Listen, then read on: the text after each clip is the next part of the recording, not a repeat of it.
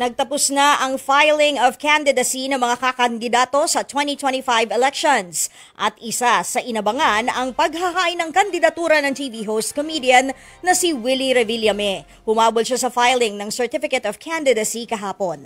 Tatakbo siyang senador at isang independent candidate. Sabi ni Willie, may mas malaking plano raw siya para sa bawat Pilipino. Kung si Willie ay nag-file ng COC, si dating Defense Secretary Delfin Lorenzana naman ay binawi ang kanyang kandidatura sa pagkasenador. Wala siyang binigay na paliwanag.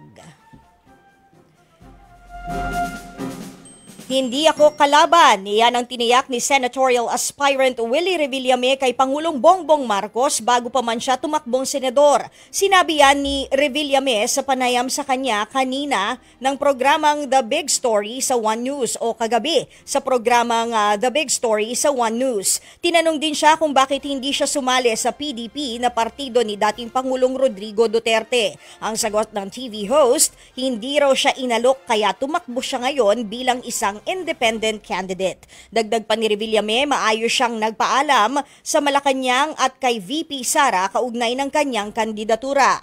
Narito ang kanyang naging pahayag. Sabi lang niya, good luck. Kung ano yung matutulong ko sa'yo, sabihin mo lang. Siyempre, hindi na ako salamat to, Vice. Basta nagbibigay lang ako ng kortesiya.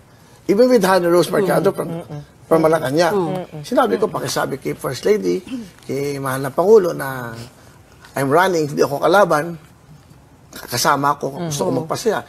Sabi lang niya. Yan po ang tinig ni Willie Revillame. Tinanong din po siya kung gusto niyang gawing, kung ano ang gusto niyang gawin kapag nanalo siyang senador.